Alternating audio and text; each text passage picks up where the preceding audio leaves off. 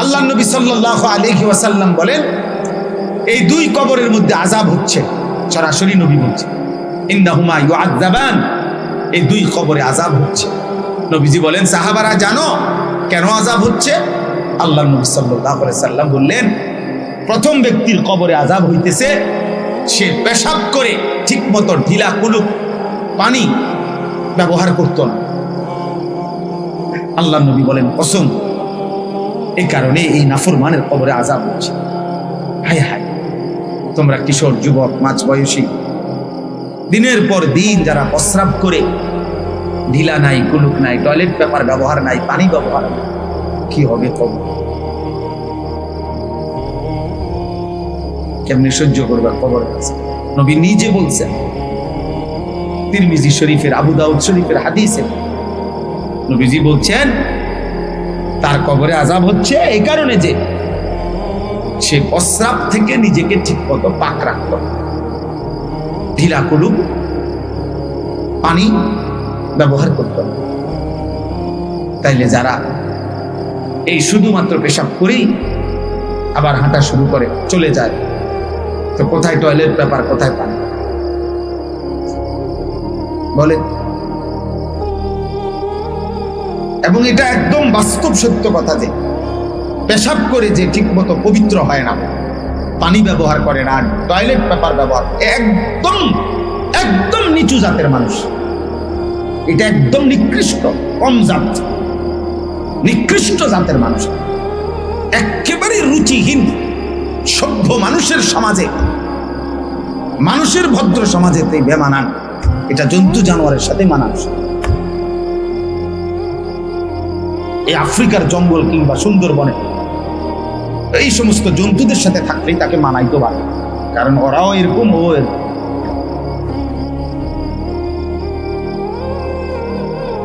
এই জন্য একদম নিচু জাতের, রুচিহীন, নিকৃষ্ট রুচির মানুষ যে একদম কম জাত, নিম্ন শ্রেণী, এটা তার চরিত্র।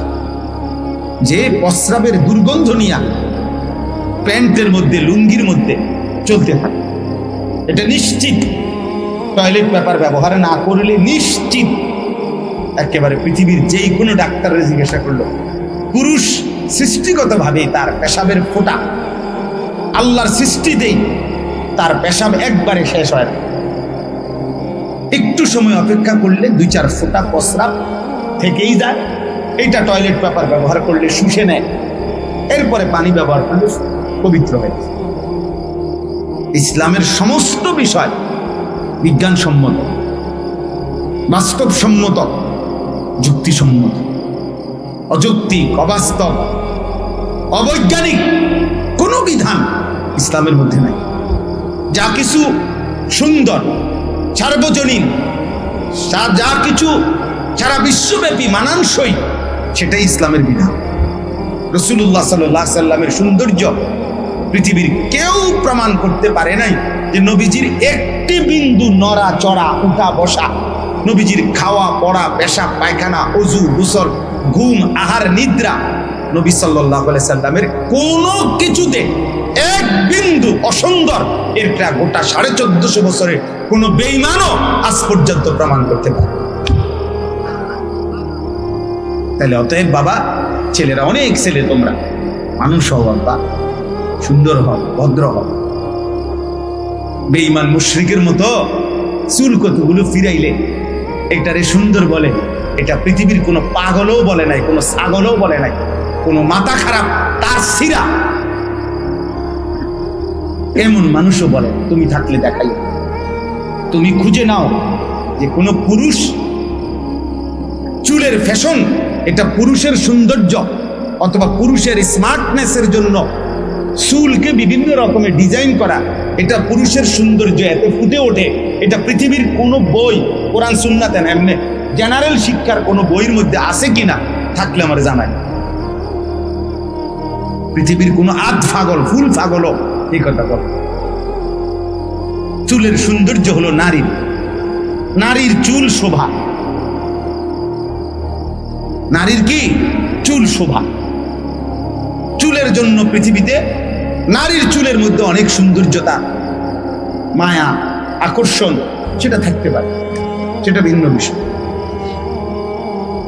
তাহলে তোমার শরীর নাপাক, পেশাব করে পানি নাও না, তো তুমি নিজেকে হ্যান্ডসাম চুল দিয়া মনে করলে, এটা সম্পূর্ণ বিকৃত বুদ্ধি দিমাগ। কে তোমারে বুঝাইলো এটা? তুমি গবেষণা করো, তুমি দেখো, ফেসবুকে খুঁজে নাও, পাও কি না, ইউটিউবে সার্চ করো, বা কোথাও পাইলে দেখো। আল্লাহ তাআলা আমাদেরকে বুঝার তৌফিক দান করেন। তো নবী সাল্লাল্লাহু আলাইহি সাল্লাম বলছেন যে দ্বিতীয় ওই ব্যক্তি যার কবরে আযাব হইতেছে, দুইজন বলছে না, দ্বিতীয় জন হলো এই লোকের অভ্যাস ছিল, নবীজি বলেন সে দুইজন মানুষের মধ্যে, যাদের মধ্যে সম্পর্ক ভালো এমন দুই মানুষের মধ্যে ঝগড়া বাজায়, নাম্মাম নামিমা, যে সুগলখোর কয় আর কি আমাদের দেশে। আমরা ভালো দুজনের কাছে, শামসুল হক ভাই আমরা জানেননি, হুজুরে আপনারা কি কইছে, হুজুরের কাছে আইয়া কইছে শামসুল হক নিয়ে আপনারা কি কইছে জানেননি, এই অথচ দুজনের সম্পর্ক ভালোই ছিল, এটাকে নষ্ট বেহুদা কথা। এই সমাজে এমন মানুষ আছে না, হাজার লাখ, কাম নাই, শুধু কার্য বাজায় এই কামে আছে, শুধু শুধু ফিতনা, দুজনের মধ্যে সম্পর্ক ছিন্ন করা, এই দুষ্ট এমন মানুষ অনেক আছে। নাউযুবিল্লাহ। আল্লাহ নবী সাল্লাল্লাহু আলাইহি সাল্লাম বলেন, লা ইয়াদখুলুল জান্নাতা নাম্মাম, যে সুগলখোর, যে মানুষের মধ্যে দুইজনের মধ্যে ফাটল ধরায় দেয়, আল্লাহ নবী বলছে সে জান্নাতে যাবে না, সে জান্নাতে কি যাবে। তো জান্নাতে না গেলে কই যাবে? সোজা কথা, এটা উড়ানে ঘুরতো না কি? আল্লাহ তাআলা আমাদেরকে মাফ করে দেন। তাইলে ভাইয়া, কবরের আযাব সত্য। কবরের আযাব কি? কোরআনুল কারীমের মধ্যে মাকাবির বলে কবরের কথা আল্লাহ বলছেন। রাসূলুল্লাহ সাল্লাল্লাহু আলাইহি সাল্লাম বহু হাদিসে কবরের আযাব এটা বলছেন। আর এই সূরাটা এই ব্যক্তিকে কবরের আযাব থেকে রক্ষা করবে। এই জন্য যাদের অভ্যাস, আলহামদুলিল্লাহ, কোরআন শরীফ যারা পড়েন নিয়মিত, আপনারা প্রত্যেক দিন রাতে চেষ্টা করবেন, এই মাত্র 30 আয়াত, 3-4 মিনিট সময় লাগবে, এই সূরাটা, সূরা মুলক 67 নম্বর এই সূরা পড়ার চেষ্টা করবেন। আল্লাহ তাআলা তৌফিক দান করেন। ফাইন্নাল্লাহা ইউযিল্লু মান ইয়াশা ওয়া ইয়াহদি মান ইয়াশা। আল্লাহ তাআলা বলেন, নিশ্চয়ই আল্লাহ তাআলা যাকে চান তিনি তাকে গোমরাহ করেন, পথভ্রষ্ট করে দেন, আবার তিনি যাকে চান হেদায়েত দিয়ে থাকেন। ফালা তাযহাব নাফসুকা আলাইহিম হাসারাত। অতএব হে নবী, আপনার বলার পরেও, বারবার চেষ্টার পরেও কেউ কালেমা গ্রহণ করছে না কেন? এই আফসুসে আপনি নিজেকে শেষ করে দিয়েন। আপনি মেহনত করেন, বলেন, বাকি আপনি কারো উপরে এইভাবে যে কেন সে ঈমান আনতেছে না, এই অস্থিরতায়, এই পেরেশানিতে নিজেরে নিজে ধ্বংস করে দিয়ে আপনি মেহনত করেন, বলেন এতটুকু। এই জন্য নবী সাল্লাল্লাহু আলাইহি সাল্লামকে পর্যন্ত আল্লাহ তাআলা এই কথাটা বলেছে যে হেদায়েত আমি দিয়ে থাকি, ফয়সালা আমার হাতে। ফালাউ শাআ লাহাদাকুম আজমাইন। আল্লাহ তাআলা বলেন, যদি আল্লাহ চাইতেন তো তোমাদের সকলকেই তিনি ইচ্ছে করলে হেদায়েত দিয়ে দিতে পারেন। আল্লাহ চাইলে সেটা সম্ভব। ওয়ালাউ শাআ রাব্বুকা লাআমানা মান ফিল আরদি কুল্লুহুম জামিআ। তোমার রব আল্লাহ যদি চান তো জমিনের সকলকেই তিনি হেদায়েত দিতে পারেন, সবাই ঈমান আনতে পারে, আল্লাহ চাই। ওয়ালাউ শি'না লাআতাইনা কুল্লা নাফসিন হুদাহা। আল্লাহ বলেন, আমি চাইলে সকলকেই দুনিয়ায় থাকতে হেদায়েত দিয়ে দিতে পারতাম।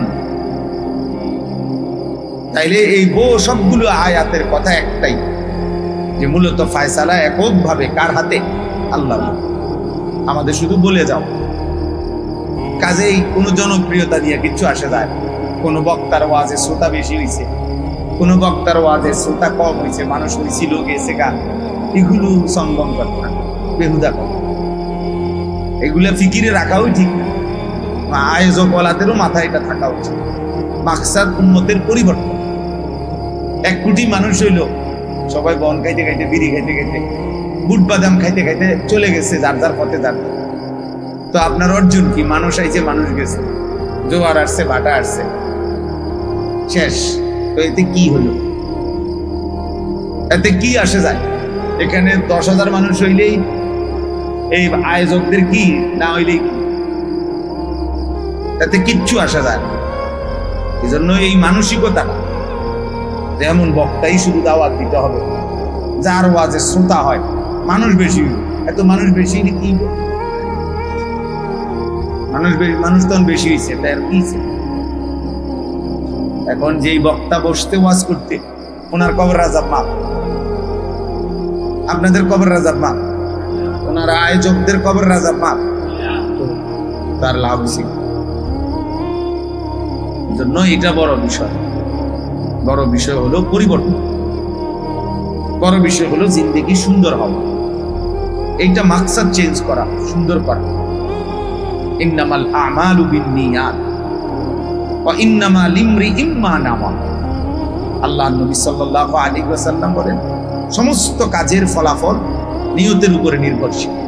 অতএব প্রত্যেক ব্যক্তি তাই পাবে যা সে নিয়ত করেছে, যা সে নিয়ত করেছে। এজন্য ব্যক্তি জনপ্রিয়তা, খ্যাতি, মোহ এটার দিকে চিন্তা না করে। আমার আখিরাত দরকার, আমার আল্লাহ তাআলার সন্তুষ্টি দরকার, আল্লাহ তাআলার রাজি খুশি দরকার, এটা দরকার। অতএব সবার কাছে এটা কথা, প্রতিনিয়ত আল্লাহর কথা শুনতে থাকা, আল্লাহর দিকে আন্তরিকতা ফিরে থাকা। যে আল্লাহ, হেদায়েত আপনার হাতে, তৌফিক আপনার হাতে, রুশদ আপনার হাতে, সঠিক সিদ্ধান্ত নেওয়া, জীবন সুন্দর চালানো আপনার হাতে। যেন নবীজি সাল্লাল্লাহু আলাইহি ওয়াসাল্লাম দোয়া করতেন, আল্লাহুম্মা ইন্নী আসআলুকাল হুদা ওয়াত তুকা ওয়াল আফাফা ওয়াল গিনা। আল্লাহ, আমি আপনার কাছে হেদায়েত চাই, তাকওয়া চাই, চরিত্রের পবিত্রতা চাই। আপনি দুনিয়ার প্রতি বিমুখ হয়ে যেটুকু দিয়েছেন এটুকুর উপরে সন্তুষ্টি চাই। এইভাবে নবীজি দোয়া করেন, আল্লাহুম্মা আসলিহ লি শা'নি কুল্লা। আল্লাহ, আমার জিন্দেগীর সবগুলো বিষয় আপনি ঠিক করে দেন। ওয়ালা তাকিলনি ইলা নাফসি তারফাত আইন।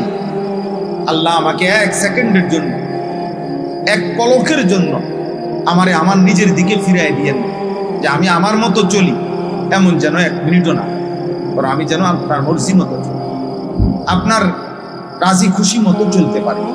নবীজি দোয়া, এভাবে নবীজি দোয়া। তাহলে আল্লাহ তাআলার কাছে থেকে ফয়সালা আসে। আল্লাহ চাইবে, মাঝখানে মনে করেন এখানে একটা কল্পনা করেন যে এখানে ইব্রাহিম আলাইহিস সালাম, ইব্রাহিম নবী, তো মনে করেন এখানে উনি দাঁড়ানো, ওনার ডানে বামে দুইজন, ডান দিকে ধরেন ওনার আব্বা আজর, আর বাম দিকে ধরেন ওনার ছেলে ইসমাইল, তো মাঝখানে ইব্রাহিম। এই ইব্রাহিম আলাইহিস সালামেরই দাওয়াতে হাজার লক্ষবার বলার পরেও ওনার আব্বা আজর কালেমা পড়ে না। আবার এই ইব্রাহিম আলাইহিস সালামেরই একবার বলছে শুধু ছেলেটাকে, আব্বা, আমি স্বপ্নে দেখছি আল্লাহর হুকুমে তোমাকে জবাই করছি, তুমি কি কও? ছেলেটা বলছে, আমি এক কথায় আল্লাহর ফয়সালায় রাজি। তাহলে সে এক কথাই ইমানদার, সে লক্ষ কথাই ইমানদার না। অথচ ব্যক্তি তিনি একজন, ইব্রাহিম আলাইহিস সালাম উনি। তাহলে মূলত ফয়সালা কার হাতে? আল্লাহর হাতে। যদি ইব্রাহিম আলাইহিস সালামের নিজের হাতেই থাকতো, তাহলে বাপ ফুত ওনার দুজনই কি হইতো? ইমানদার। দুজন হইতো না, দুজনই ইমানদার। তাহলে বিষয়টা আল্লাহ তাআলা দিয়ে থাকে। হযরত ঈসা আলাইহিস সালাম মায়ের কোলে, এই জন্ম লগ্নেই ছোট্টবেলায় মায়ের কোলে ঈসা আলাইহিস সালাম ওনার কওমের লোকদেরকে নিজের পরিচয় দিতে গিয়ে বলছে, আমার যত গুণ, যত বৈশিষ্ট্য সব আল্লাহ দিয়েছেন, আল্লাহ দিয়েছেন। ইন্নী আব্দুল্লাহ, আমি আল্লাহর বান্দা। ঈসা আলাইহিস সালাম মায়ের কোলের থেকেই কথা বলছেন। আতানিয়াল কিতাব, তিনি আমাকে কিতাব দিয়েছেন, ইনজিল। ওয়া জাআলানি নবিয়ান, আল্লাহই আমাকে নবী বানিয়েছেন। ওয়া জাআলানি মুবারাকান আইনামা কুনতু, আমি যেখানেই যখন থাকি ওই জায়গা বরকতপূর্ণ হবে। আল্লাহ তাআলা আমাকে বরকতওয়ালা বানায় দিয়েছেন। এইভাবে উনি বলছেন, মানে আল্লাহ দিয়েছেন, আল্লাহ করেছেন, আল্লাহ করেছেন। তাহলে উত্তম যত আখলাক আল্লাহ দিয়ে থাকে, হেদায়েত আল্লাহ দেয়, সুন্দর জীবন পরিচালনা করা, আল্লাহর পথে চলা, আল্লাহর হুকুমের উপরে জীবনটা চালাইতে পারা, এটা আল্লাহ তাআলার বিশেষ দয়া। সেটা তিনি শুধু যাকে চান, আল্লাহ যাকে ইচ্ছে করেন, আল্লাহ যার ভালো চান, নবীজি বলছে ওয়াফিকুহু লিআমালিন সালিহিন ক্বাবলাল মাউত। আল্লাহ নিজে যার কল্যাণ করে, মঙ্গল করে যাক আল্লাহ, তো আল্লাহই তাকে মৃত্যুর পূর্বে নেক আমলের তৌফিক দেয়। এজন্য ইবাদত, আমল, সেজদা, নামাজ, বন্দিগি, হালাল হারাম মেনে চলা, পাক নাফাক, জায়েজ না জায়েজ বুঝে শুনে চলা, এই তৌফিকটা আল্লাহর দয়া, আল্লাহর ইহসান। এমনিতে বাকিগুলো আল্লাহ এমনি জন্তু জানোয়ারের মতো সবাইকেই দেয়, গরু, ছাগল, কুকুর, বিড়াল, মানুষ, জিন, হ্যাঁ, ইমানদার, কাফের, বেঈমান, হিন্দু, বৌদ্ধ, নাস্তিক, মুরতাদ, ইহুদি, খ্রিস্টান, সবাইকে আল্লাহ ভাত, মাছ, পেশাব, পায়খানা, স্ত্রী, সন্তান, দালান, বিল্ডিং, ভাত, মাছ, চাল, ডাল, ভোগ বিলাসিতা, এগুলো সবাইকে দেয়। এগুলো আল্লাহ জানোয়ারকেও দেয়, ইমানদার মানুষকেও দেয়, ইমানদারকেও দেয়, বেঈমানকেও দেয়। রিজিক আল্লাহ তাআলা ফেরাউনকেও দিয়েছেন, মূসাকেও দিয়েছেন। রিজিক আল্লাহ তাআলা নমরুদকেও দিয়েছেন, ইব্রাহিম আলাইহিস সালামকেও দিয়েছেন। রিজিক আল্লাহ তাআলা আবু জেহেল, আবু লাহাবকেও দিয়েছেন, নবীজি সাল্লাল্লাহু আলাইহি সাল্লামকেও দিয়েছেন। কিন্তু সেজদা, হেদায়েত, কালেমা, ঈমান, নামাজ, আল্লাহ তাআলার ভালোবাসা, আখিরাতের ভয়, জাহান্নামের ভয়, কবরের ভয়, নিজের জীবনটা আল্লাহ এবং তার রাসূলের মর্জি মতো চলা, এই ফিকির, এই মানসিকতা, এই যোগ্যতা, এটা আল্লাহ তাআলা স্পেশালি বিশেষভাবে যাকে দয়া করেন তাকে দিয়ে দেন। এই জন্য বাবা এটা বোঝা উচিত। প্রতিদিন, প্রতিনিয়ত আমরা এই কথাটা বলতে চাই, সবসময় আমরা এটা বলি, সবসময় এটা বলি। এটাই আল্লাহ বলছে, আমি চাইলে সকলকে হেদায়েত দিতে পারি, আমি চাইলে সকলকেই আমি আল্লাহ তাআলা হেদায়েত দিতে পারতাম, কিন্তু ওয়ালাকিন হাক্কাল কওলু মিন্নি, আমি আল্লাহর ফয়সালা যে কোটি কোটি নাফরমান জিন এবং মানুষ দিয়ে আমি জাহান্নামকে পূর্ণ করব। লাআমলাআন্না জাহান্নামা মিনাল জিন্নাতি ওয়ান নাসি আজমাইন, জাহান্নাম পূর্ণ করব। এজন্য এমন দুর্ভাগা যেন আমি না হই যে আল্লাহ তাআলা যাদেরকে যাদেরকে দিয়ে জাহান্নাম পূর্ণ করবেন, আমি যেন তাদের অন্তর্ভুক্ত না। ওয়ালাকাদ যারানা লি জাহান্নামা কাসীরাম মিনাল জিন্নি ওয়াল ইনস। আল্লাহ তাআলা বলেন, আমি অবশ্যই অগণিত মানুষ এবং জিন দিয়ে জাহান্নামকে পূর্ণ করব। আমি যেন সেই বদনসিব না হই যাদেরকে আল্লাহ জাহান্নামে ফেলবেন। আমার উস্তাদ আল্লামা এরশাদুল্লাহ একজন শিক্ষক, আমার হুজুর ছিলেন, ইন্তেকাল করছেন। নোয়াখালী লক্ষ্মীপুর টুমচর মাদ্রাসার শিক্ষক ছিলেন।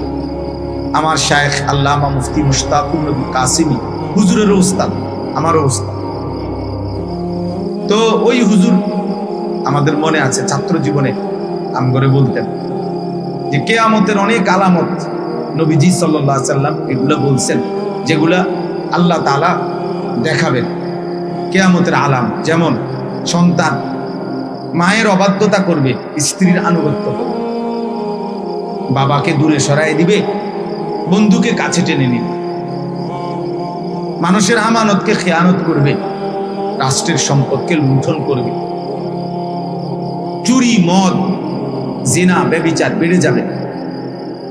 তাহলে এগুলো তো মানুষের দ্বারাই হবে নাকি? এই আলামত গুলো কার দ্বারা হবে? কোনো না কোনো মানুষের দ্বারা হবে। তো হুজুর এটা বলতেন সবসময় যে দোয়া করবা সবসময় যে আল্লাহ আমারে দিয়ে আপনি কোনো মন্দ আলামত কিয়ামতের আমারে দিয়ে দেখাইয়েন, আমার এমন দুর্ভাগা বানাইয়েন না যে আমি সেই সন্তান হইলাম যে মার নাফরমান। তো লোকে বলল কিয়ামতের আলামত। তো আমারে দেখে মানুষ বুঝলো। স্ত্রীর গোলামি করে, মার নাফরমানি করে, বাবার নাফরমানি করে, তো মানুষে শুনলে কইবো আরে কিয়ামতের আলামত শেষ জমানায় এবার কথা নবী বলছে। তাহলে আমাকে দিয়ে এটা কি হলো? উদাহরণটা এটা দুর্ভাগ্য না? তো হুজুর এটা বলতেন যে বাবা দোয়া করবা আল্লাহ যেন তোমাকে দিয়ে, যে আল্লাহ আপনি আমারে দিয়ে কোনো কিয়ামতের মন্দ আলামত আমারে দিয়ে দেখায়। নবীজি বলছে কিয়ামতের পূর্বে খুন বেড়ে যাবে, জিনা বেড়ে যাবে, মদ পান বেড়ে যাবে। তাহলে এগুলো যাদের দ্বারা হচ্ছে এখন, তো তারাই কি কিয়ামতের আলামত? এই বদনসিবকে দিয়ে আল্লাহ কিয়ামতের আলামত দেখাচ্ছে। দুর্ভাগ্য, এটা দুর্ভাগ্য। আল্লাহ তাআলা আমাদেরকে বোঝার তৌফিক দান। কোরআনুল কারীমের সূরা মুলক 29 নম্বর পারা, কোরআনুল কারীমের 67 নম্বর সূরা, সূরাটির নাম সূরা মুলক। এই সূরার মোট আয়াত হচ্ছে 30টা আয়াত। এই সূরার প্রথম 5টি আয়াত আমি এইমাত্র শুরুতে তেলাওয়াত করেছি। ইনশাআল্লাহ এই অল্প একটু সময়ে আমি এই 5টি আয়াতের উপরে অল্প একটু তরজমা শোনাইতে চাই। আল্লাহ তাআলা আমাদেরকে তৌফিক দান করেন। সূরা মুলক এই সূরাটার নাম, কোরআনুল কারীমের 67 নম্বর সূরা, 29 নম্বর পারা। এই সূরার 30টা আয়াত, অত্যন্ত ফজিলতপূর্ণ সূরা। এই সূরাটা আমাদের প্রিয় নবী সাল্লাল্লাহু আলাইহি ওয়াসাল্লাম এই সূরার সাংঘাতিক ফজিলত বলছেন। এই ব্যাপারে 2টা প্রসিদ্ধ হাদিস আছে তাফসীরের কিতাবে।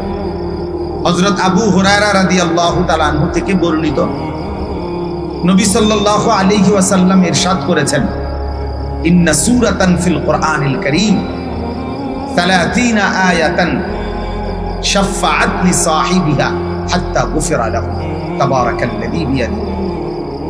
কোরআনুল কারীমের মধ্যে নবীজি বলেন 30 আয়াত বিশিষ্ট একটি সূরা আছে, যে তা নিয়মিত তেলাওয়াত করবে কিয়ামতের দিন এই সূরাটি ওই ব্যক্তির জন্য সুপারিশ করতেই থাকবে, এত বেশি পরিমাণ যে শেষ পর্যন্ত আল্লাহ তাআলা ওই ব্যক্তিকে মাফ করে দিবেন।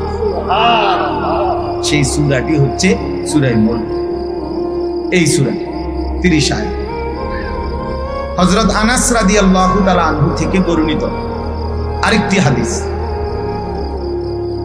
ছেলেরা তোমরা যারা মোবাইল ভিডিও করছে তাদেরকে নিষেধ করো, তাহলে ধাক্কা দিয়ে বাইর করে দাও, গাড় ধরে বাইর করে দাও।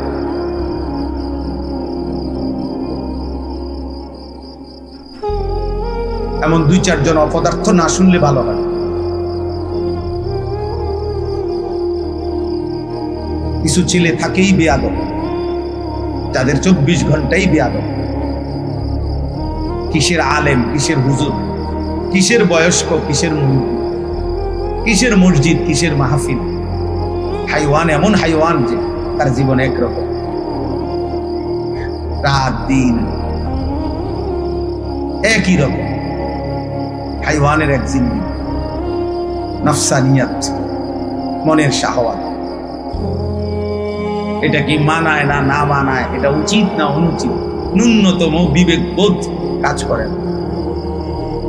এক রং এক রং, বাপের সামনেও যেমন, মানুষের সামনেও তেমন।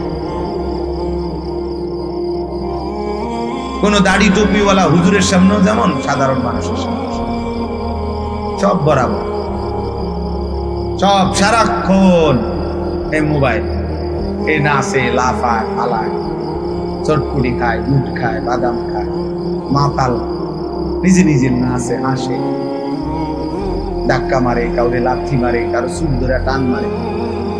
এই এক জন্তু জানোয়ারের মতো ছিল। জীবনের কোন সুনির্দিষ্ট টার্গেট, কোনখান থেকে শুরু করবে, কোনখানে শেষ করবে, কিছুই জানে না। এটা অনেক বড় দুর্ভাগ্য বাবা। জীবনে যার কোনো সৌন্দর্য নাই, সময়ের কোনো ভাগবাটোয়ারা নাই। বুদ্ধিমান মানুষ সময় ভাগ করে চলে, সময়কে ভাগ করে। আমার খানা এতক্ষণ, নাস্তা এতক্ষণ, আমার অফিস টাইম এতক্ষণ, আমার উপার্জনের ফিকির এতক্ষণ। এইভাবে সময় নির্ধারণ না করলে নামাজের ওয়াক্ত হবে কেন, নামাজের সূচি হবে কেন? এই জন্য প্রত্যেক ওয়াক্ত নামাজ আল্লাহ তাআলা সময়ের সাথে সম্পৃক্ত করে দিয়েছে। ওয়াক্ত হইলে নামাজ পড়া যাবে। এখন এই মুহূর্তে জোহরের নামাজ পড়া যাবে কেন? কেন? ওয়াক্ত নেই। এখন জোহরের কি না ওয়াক্ত।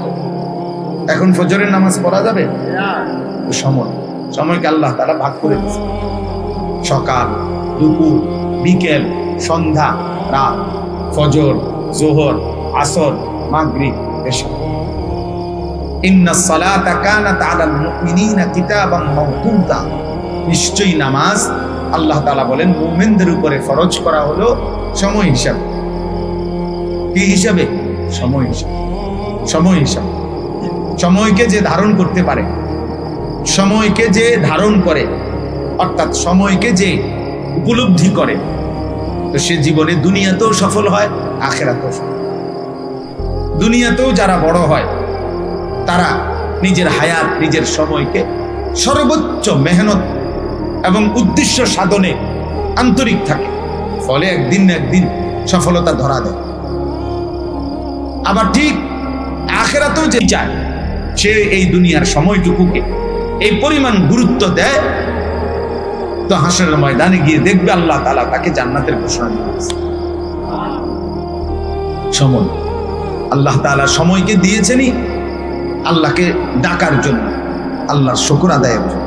ইমান আরাদা আন ইয়াযাক্কারা আও আরাদা শুকুরা।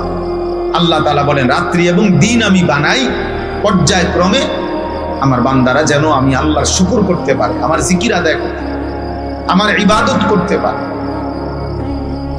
এজন্য মানুষ মাত্রই হায়াতের কদর করা উচিত, সময়ের কদর করা উচিত। ৬০ বছর আল্লাহ যাকে হায়াত দিছেন, তাকে আল্লাহ তাআলা একটা লম্বা সময় দিছেন। এত লম্বা সময়ে জাহান্নাম থেকে যে মুক্তি পেল না, নিজেরে বাঁচাইতে পারলো না, বদনসিব। এই বুড়া একদম দুর্ভাগ্য, একদম দুর্ভাগ্য। এই জন্য মুসলিম শরীফের স্পষ্ট হাদিস, কিয়ামতের দিন ওই বুড়া মানুষ যে ৬০ বছর হায়াত পেয়েও নিজেকে জাহান্নাম থেকে বাঁচাইতে পারে নাই, আল্লাহর কসম নবী বলেন কিয়ামতের দিন ওই নাফরমান বুড়া আল্লাহর সামনে কোনো কথা বলার সুযোগ পাবে না। আ'দারাল্লাহু ইলা আমরিন, কোনো আপত্তি, কোনো উযর, কোনো কারণ দর্শাবে সুযোগ দিবে না। কোরআন কারীমের মধ্যে আছে, আল্লাহ তাআলা বলছেন আওয়ালাম নুআম্মির, প্রত্যেক মানুষের সময় হায়াত কিয়ামতের দিন আল্লাহ তাআলা তার বিরুদ্ধে দলিল হিসেবে পেশ করে, বান্দা আমার দেওয়া সময় তোমার হায়াত, বলো কোন ওয়াক্ত নামাজ যেটার এখন আমি হিসাব চাচ্ছি অথচ তোমাকে আমি সময় দেই নাই, সেটা তুমি বলো। তুমি বলো যে না আল্লাহ আমার জীবনে জোহরের ওয়াক্ত আসেই নাই, এখন আপনি আমার জোহরের নামাজের কথা জিজ্ঞেস করছেন কেন? ফজরের ওয়াক্ত আমার জীবনে কোনোদিন আসেই নাই, আমি কোনোদিন ভোর হইতে দেখি নাই, আমি জন্মলগ্নেই দেখছি দুপুর। এমন এমন বলার সুযোগ আছে? এজন্য হযরত কাতাদা রাদিয়াল্লাহু তাআলা আনহু তিনি বলতেন, ইন্না তুলাল উমর হুজ্জাতুন, প্রত্যেক ব্যক্তির লম্বা হায়াত তার বিরুদ্ধে দলিল। ফানাউযু বিল্লাহ আন নুআইয়ারা বিতুলিল উমর, তিনি বলতেন আল্লাহ আপনার কাছে পানাহ চাই, যেন হায়াত তো লম্বা দিলেন কিন্তু হাসরের ময়দানে লজ্জিত হলাম। এর থেকে আল্লাহ আপনি আমারে পানাহ চাই, এটুকু হায়াত দেন যেটুকু হায়াতে ঈমান আমলের সাথে আপনার বন্দিগি আর গোলামি করে পার করতে পারেন। আমার শায়েখ আল্লামা মুফতি মুশতাকুর নবী কাসিম হুজুর অনেক সময় বলেন যে আপনি মনে করেন একজনকে দোয়া করে দিলেন, আল্লাহ আপনার একবারে 300 বছর হায়াত দাও, আপনি তো এবার লাগে 300 বছরের দোয়া করে দিলেন, তো এই 150 বছর 200 বছর এবার যদি না মরে, এই তার পরিবারটার কি অবস্থা হইবে? বুড়া মিয়ার লেগে কথা বলেন, বুঝেন নাই কথা? তার ফ্যামিলিটার ধান শেষ হয়ে যাব না? শেষ বয়সে এই মানুষটা যদি 20 বছর 10 বছর অকর্মণ্য হইয়া বিছনায় পড়ে থাকে, এই মানুষটারে টানবে, তখন তো সে নিজের জন্য কষ্টকর, পরিবারের জন্য কি কষ্ট। তাহলে যেটুকু হায়াত পাইলে ইমানের সাথে, আমলের সাথে, আল্লাহর হুকুমের সাথে আল্লাহ কাটাইতে পারি, অতটুকুই দেন হায়াত, অতটুকুই দেন। এই জন্য আমাদের হযরত আল্লামা মুফতি মুশতাকুর নবী সাহেব সব সময় মুনাজাতের মধ্যে, দোয়ার মধ্যে বলে, আল্লাহ জিন্দেগীর শেষ নামাজটাও দাঁড়াইয়া মসজিদের জামাতে পড়ার তৌফিক দান। তার মানে হইল এমন অচল বানাইয়েন না যে আর আপনারে দাঁড়াইয়া সেজদাও দিতে পারি না, নামাজও। তাহলে এই জন্য ছেলেদেরকে বললাম, বাবা সবাই আমরা বয়স্ক বাবা, পর্দার আড়ালের মা বোন, আমরা প্রতি মুহূর্তে আমাদের সময়, আমাদের পুঁজি, আমাদের ঘন্টা, মিনিট, সেকেন্ড, এটাই আমাদের মূলধন। আমরা যদি দুনিয়াও কিছু করতে চাই, ভালো কিছু, এই সময়ের মধ্যেই করতে হবে। আখিরাতেও যদি কিছু ভালো করতে হয়, আখিরাতেও যদি সফলতা অর্জন করতে হয়, এই সময়ের মধ্যেই করতে হবে। সময় আমাদের মূলধন। আজ-জামান আল ওয়াক্ত হুয়া রাসুল মাল। তাফসীরের মধ্যে আছে সময় প্রত্যেক মানুষের মূলধন, পুঁজি, পুঁজি, পুঁজি আর কি, মূলধন। আপনি মূলধনকে যথোপযুক্তভাবে ব্যবহার না করতে পারলে, খরচ না করতে পারলে, আপনি ব্যবসায় লাভবান হতে পারেন। যে পুঁজি আড়াই এলায়, তার কপালে ফিসের বাড়ি ছাড়া আর কিছু বুঝেন নাই। ব্যবসায় কি রাখতে হয়? পুঁজি ধরে রাখতে হয়, পুঁজি খেয়াল রাখতে হয় যে আমার পুঁজি টিকবে কিনা, পুঁজি আছে কিনা। আল্লাহ তাআলা আমাদেরকে নিজ হায়াতের কদর করার তৌফিক দান। সব ছেলে, নওজোয়ান, কিশোর, তোমার হায়াত তোমারই, তোমার রাত তোমার, তোমার দিন তোমার, তোমার ঘন্টা, মিনিট, সেকেন্ড তোমারই। আল্লাহ, তোমার জন্য কেউ বসে নাই, তোমার জন্য কেউ থামবে না। তুমি মরলে বাকিরা তোমার শোকে মরে যাবে না। তুমি অ্যাক্সিডেন্ট করলে তোমার সুখে কেউ তার পা ভাঙবে না, অ্যাক্সিডেন্ট করবে। তোমার সুখে তুমিই সুখী, তোমার দুঃখে তুমিই দুঃখী। অতএব তোমার জাহান্নাম তোমারে বাঁচাইতে কেউ আসবে না, তোমার কবরের আযাব তোমারে বাঁচাইতে কেউ আসবে, কেউ আসবে না। ওয়ালা ইয়াসআলু হামীমুন হামীমা ইউবাসসিরুনাহু। আল্লাহ তাআলা বলেন, দুনিয়ার সবচেয়ে প্রিয় বন্ধু, একেবারে কলিজার টুকরার বন্ধু, কিয়ামতের দিন সচক্ষে দেখবার পরেও ঘনিষ্ঠ বন্ধু আরেকজন বন্ধুকে একবারের জন্য কিছু জিজ্ঞেস করবে। ওয়ালা ইয়াসআলু, টোটালি জিজ্ঞেস করবে। আল্লাহ তাআলা ওয়া ইন তাদউ মুসকালাতুন ইলা হিমলিহা লা ইউহমালু মিনহু শাইউন ওয়ালাউ কানা দা কুরবা। আল্লাহ তাআলা বলেন, কেউ নিজের পাপের বোঝা তার সবচেয়ে নিকটতম আত্মীয়কেও যদি বলে, আমার সন্তান, আমার স্ত্রী, তুমি আমার সবচেয়ে আপন, আমার পাপের একটু বোঝা তুমি বহন করো, আল্লাহ তাআলা বলেন লা ইউহমালু, তার সবচেয়ে নিকটতম আত্মীয় তার পাপের এক বিন্দু বোঝা বহন করবে, বহন করবেন। আরে বেটা, বন্ধু নামের এই সঙ্গী যেগুলো, এগুলো তো পরের কথা। আপন স্ত্রী চিনবে না, আপন ছেলে মেয়ে চিনবে। ইয়াওয়াদ্দুল মুজরিমু লাউ ইফতাদি মিন আযাবি ইয়াউমিইদিন বিবানিহি ওয়া সাহিবাতিহি ওয়া আখিহি ওয়া ফাসিলাতিহি আল্লাতী তু'বি ওয়া মান ফিল আরদি জামিআ। আল্লাহ তাআলা বলে, প্রত্যেক পাপী, মুজরিম, প্রত্যেক নাফরমান কিয়ামতের দিন জাহান্নামের আযাব থেকে নিজেকে বাঁচাইবার জন্য আল্লাহকে বলবে, আল্লাহ আমার ছেলে মেয়েদেরকে জাহান্নামে দিয়ে দেন, আমারে বাঁচায়। আমার স্ত্রীকে জাহান্নামে দিয়ে দেন, আমারে বাঁচায়। আমার ভাই বোনদেরকে জাহান্নামে দিয়ে দেন, আমারে বাঁচায় দেন। আমার পুরা গ্রাম মহল্লা যাদের সাথে আমি চলছি ফিরছি, এরা সবাইরে জাহান্নামে দিয়ে দেন, আমারে বাঁচায় দেন। আল্লাহ এই পৃথিবীর সমস্ত মানুষকে প্রথম থেকে শেষ পর্যন্ত সকলকে জাহান্নামে দিয়ে দেন, বিনিময়ে আমারে বাঁচায় দেন। আল্লাহ বলবে, কাল্লা, না না, হবে না, কাল্লা, না বান্দা, আজ তোমার পাপের বোঝা, তোমার আগুন, তোমার জাহান্নাম তোমাকেই শুনবে। ইন্নাহা লাযা, জাহান্নামের লেলিহান ধাউ ধাউ আগুন এই মুহূর্তে তোমাকে ফেলা হবে। নাযাআতাল লিশাওয়া, আর প্রথম সেকেন্ডেই জাহান্নামের আগুন তোমার চামড়াগুলো খসে ফেলবে, তুলে ফেলবে। নাযাআতাল লিশাওয়া, এক সেকেন্ডে ভুনা ফ্রাই বানায় ফেলবে, ফ্রাই, চামড়া খসায় ফেলবে, চামড়া তুলে ফেলবে। আল্লাহ আমাকে মাফ করে দেন। আয় কারীম।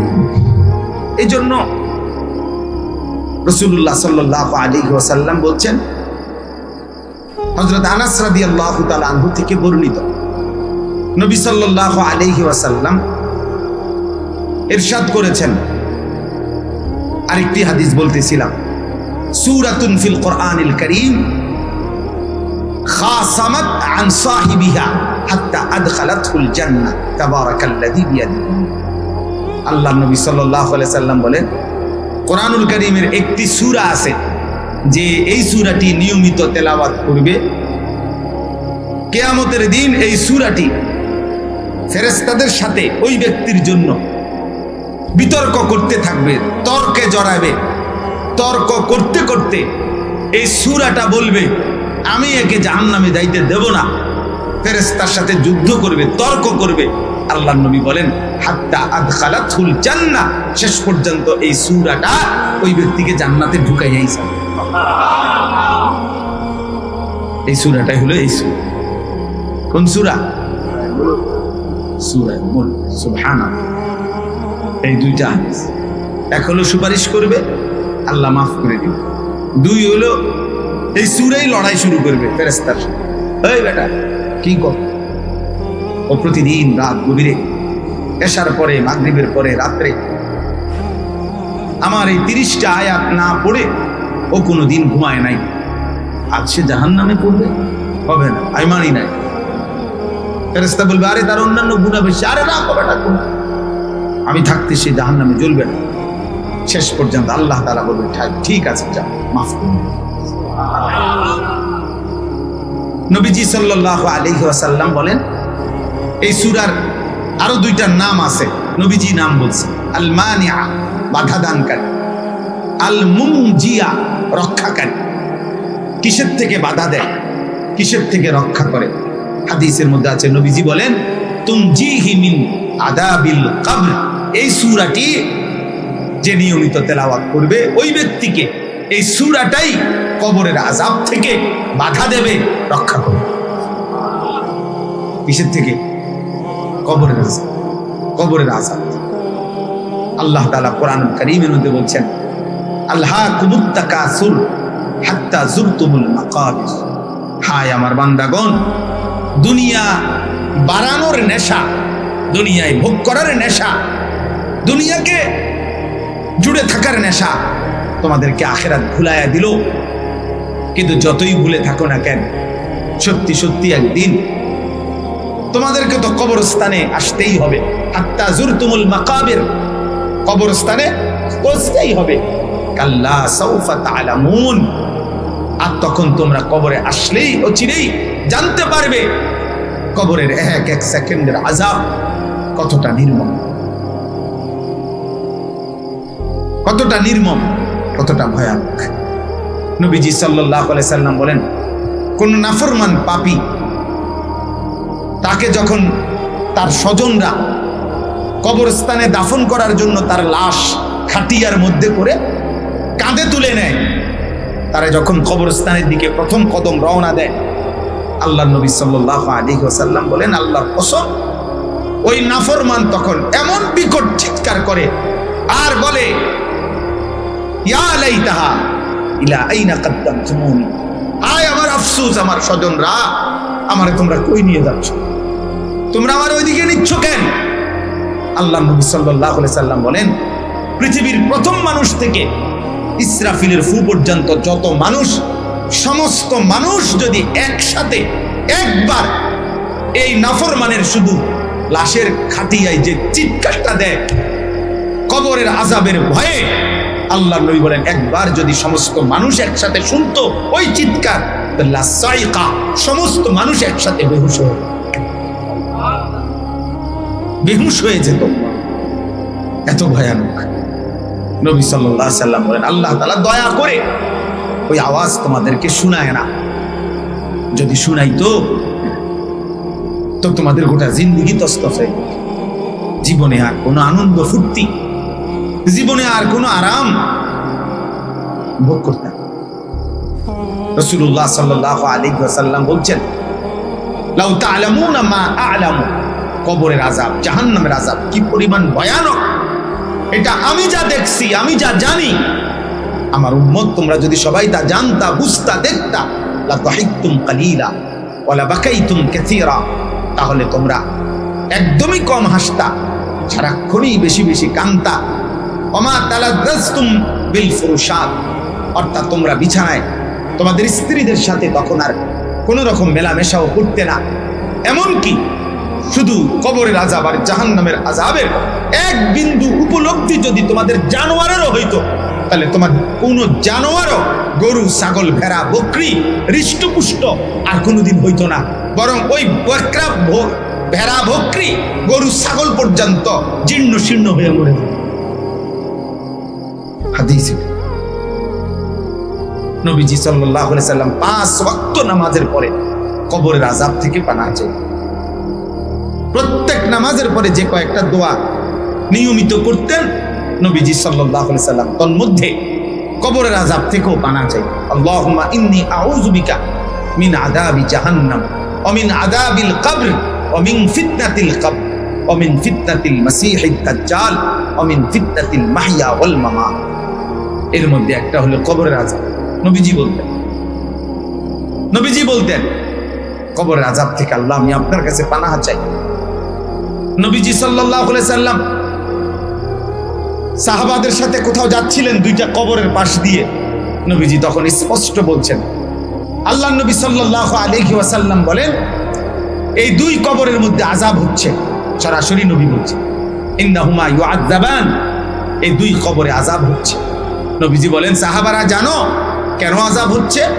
আল্লাহর নবী সাল্লাল্লাহু আলাইহি সাল্লাম বললেন, প্রথম ব্যক্তির কবরে আযাব হইতেছে সে পেশাব করে ঠিকমতো ঢিলা কুলুপ পানি ব্যবহার করত না। আল্লাহর নবী বলেন, কসম, এই কারণে এই নাফরমানের কবরে আযাব হচ্ছে। হায় হায়, তোমরা কিশোর, যুবক, মাঝবয়সী, দিনের পর দিন যারা প্রস্রাব করে, ঢিলা নাই, কুলুক নাই, টয়লেট পেপার ব্যবহার নাই, পানি ব্যবহার নাই, কি হবে কবর? কেমনে সহ্য করবে কবর? নবী নিজে বলছেন, তিরমিজি শরীফের, আবু দাউদ শরীফের হাদিসে নবীজি বলছেন তার কবরে আযাব হচ্ছে এই কারণে যে সে প্রস্রাব থেকে নিজেকে ঠিকমতো পাক রাখত, ঢিলা কুলুপ পানি ব্যবহার করত। তাইলে যারা এই শুধুমাত্র পেশাব করেই আবার হাঁটা শুরু করে চলে যায়, তো কোথায় টয়লেট পেপার, কোথায় পানি বলে? এবং এটা একদম বাস্তব সত্য কথা যে পেশাব করে যে ঠিকমতো পবিত্র হয় না, পানি ব্যবহার করে না, টয়লেট পেপার ব্যবহার, একদম একদম নিচু জাতের মানুষ। এটা একদম নিকৃষ্ট, কম জাত, নিকৃষ্ট জাতের মানুষ, একেবারে রুচিহীন সভ্য মানুষের সমাজে, মানুষের ভদ্র সমাজে বেমানান। এটা জন্তু জানোয়ারের সাথে মানানস। এই আফ্রিকার জঙ্গল কিংবা সুন্দরবনে এই সমস্ত জন্তুদের সাথে থাকলেই তাকে মানাইতে পারে, কারণ ওরাও এরকম, ও এরকম।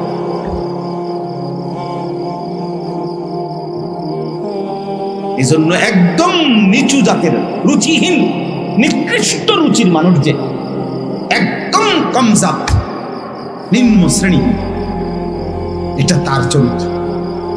যে প্রস্রাবের দুর্গন্ধ নিয়ে প্যান্টের মধ্যে, লুঙ্গির মধ্যে চলতে থাকে, এটা নিশ্চিত টয়লেট পেপার ব্যবহার না করলে নিশ্চিত একেবারে পৃথিবীর যেই কোনো ডাক্তারের জিজ্ঞাসা করলো পুরুষ সৃষ্টিগতভাবেই তার পেশাবের ফোঁটা, আল্লাহর সৃষ্টিতেই তার পেশাব একবারে শেষ হয় না। একটু সময় অপেক্ষা করলে 2-4 ফোঁটা প্রস্রাব থেকেই যায়। এইটা টয়লেট পেপার ব্যবহার করলে শুষে নেয়, এরপরে পানি ব্যবহার করলে পবিত্র হয়ে যায়। ইসলামের সমস্ত বিষয় বিজ্ঞানসম্মত, বাস্তবসম্মত, যুক্তিসম্মত। অযৌক্তিক, অবাস্তব, অবৈজ্ঞানিক কোনো বিধান ইসলামের মধ্যে নাই। যা কিছু সুন্দর, সার্বজনীন, যা কিছু সারা বিশ্বব্যাপী মানানসই, সেটাই ইসলামের বিধান। রাসূলুল্লাহ সাল্লাল্লাহু আলাইহি সাল্লামের সৌন্দর্য পৃথিবীর কেউ প্রমাণ করতে পারে নাই যে নবীজির একটি বিন্দু নড়া চড়া, উঠা বসা, নবীজির খাওয়া পড়া, পেশাব পায়খানা, অজু গোসল, ঘুম আহার নিদ্রা, নবী সাল্লাল্লাহু আলাইহি সাল্লামের কোনো কিছুতে এক বিন্দু অসুন্দর এটা গোটা 1450 বছরে কোনো বেঈমানও আজ পর্যন্ত প্রমাণ করতে পারে। তাহলে অতএব বাবা, ছেলেরা, অনেক ছেলে তোমরা মানুষ হও বাবা, সুন্দর হও, ভদ্র হও। বেঈমান মুশরিকের মতো চুল কতগুলো ফিরাইলে এটারে সুন্দর বলে, এটা পৃথিবীর কোনো পাগলও বলে নাই, কোনো ছাগলও বলে নাই, কোনো মাথা খারাপ তার সিরা এমন মানুষও বলে। তুমি থাকলে দেখাই, তুমি খুঁজে নাও যে কোনো পুরুষ চুলের ফ্যাশন, এটা পুরুষের সৌন্দর্য অথবা পুরুষের স্মার্টনেসের জন্য চুলকে বিভিন্ন রকমের ডিজাইন করা, এটা পুরুষের সৌন্দর্য এতে ফুটে ওঠে। এটা পৃথিবীর কোনো বই, কোরআন সুন্নাতে না, এমনি জেনারেল শিক্ষার কোনো বইয়ের মধ্যে আছে কিনা, থাকলে আমার জানাই। পৃথিবীর কোনো আধ পাগল, ফুল পাগলও এই কথা বলে। চুলের সৌন্দর্য হলো নারীর, নারীর চুল শোভা, নারীর কি চুল শোভা। চুলের জন্য পৃথিবীতে নারীর চুলের মধ্যে অনেক সৌন্দর্যতা, মায়া, আকর্ষণ সেটা থাকতে পারে, সেটা ভিন্ন বিষয়। তাহলে তোমার শরীর নাপাক, পেশাব করে পানি নাও না, তো তুমি নিজেকে হ্যান্ডসাম চুল দিয়া মনে করলে এটা সম্পূর্ণ বিকৃত বুদ্ধি, দিমাগ। কে তোমারে বুঝাইলো এটা? তুমি গবেষণা করো, তুমি দেখো, ফেসবুকে খুঁজে নাও, পাও কিনা, ইউটিউবে সার্চ করো, বা কোথাও পাইলে দেখো। আল্লাহ তাআলা আমাদেরকে বুঝার তৌফিক দান করে। তো নবী সাল্লাল্লাহু আলাইহি সাল্লাম বলছেন যে দ্বিতীয় ওই ব্যক্তি যার কবরে আযাব হইতেছে, 2 জন বলছে না, দ্বিতীয় জন হলো এই লোকের অভ্যাস ছিল, নবীজি বলেন সে 2 জন মানুষের মধ্যে, যাদের মধ্যে সম্পর্ক ভালো এমন 2 মানুষের মধ্যে ঝগড়া বাজায়, নাম্মাম, নামিমা, যে সুগলখোর কয় আর কি আমাদের দেশে। আমরা ভালো দুজনের কাছে, শামসুল হক ভাই আমরা জানেননি, হুজুরে আপনারা কি কইছে, হুজুরের কাছে আইয়া কইছে শামসুল হক নিয়ে আপনারা কি কইছে জানেননি, এই অথচ দুজনের সম্পর্ক ভালোই ছিল, এটাকে নষ্ট করেছে, বেহুদা কথা। এই সমাজে এমন মানুষ আছে না, হাজার হাজার লাখ, কাম নাই, শুধু কাজ বাজায় দিবে, এই কামে আছে, শুধু শুধু ফিতনা, 2 জনের মধ্যে সম্পর্ক ছিন্ন করা, এই দুষ্ট এমন মানুষ অনেক আছে, নাউযুবিল্লাহ। আল্লাহ নবী সাল্লাল্লাহু আলাইহি সাল্লাম বলেন, লা ইয়াদখুলুল জান্নাতা নাম্মাম, যে সুগলখোর, যে মানুষের মধ্যে 2 জনের মধ্যে ফাটল দাঁড়ায় দেয়, আল্লাহ নবী বলছে সে জান্নাতে যাবে না, সে জান্নাতে কি যাবে। তো জান্নাতে না গেলে কই যাবে? সোজা কথা, এটা তার উড়ানে ঘুরতো না কি? আল্লাহ তাআলা আমাদেরকে মাফ করে দেন। তাইলে ভাইয়া, কবরের আযাব সত্য, কবরের আযাব কি? কোরআনুল কারীমের মধ্যে মাকাবির বলে কবরের কথা আল্লাহ বলছেন। রাসূলুল্লাহ সাল্লাল্লাহু আলাইহি সাল্লাম বহু হাদিসে কবরের আযাব এটা বলছেন। আর এই সূরাটা এই ব্যক্তিকে কবরের আযাব থেকে রক্ষা করবে। এই জন্য যাদের অভ্যাস, আলহামদুলিল্লাহ, কোরআন শরীফ যারা পড়েন নিয়মিত, আপনারা প্রত্যেক দিন রাতে চেষ্টা করবেন, এই মাত্র 30 আয়াত, 3-4 মিনিট সময় লাগবে, এই সূরাটা, সূরা মুলক 67 নম্বর এই সূরা পড়ার চেষ্টা করবেন। আল্লাহ তাআলা তৌফিক দান করেন। আল্লাহ আমাদেরকে কবুল করে নেন।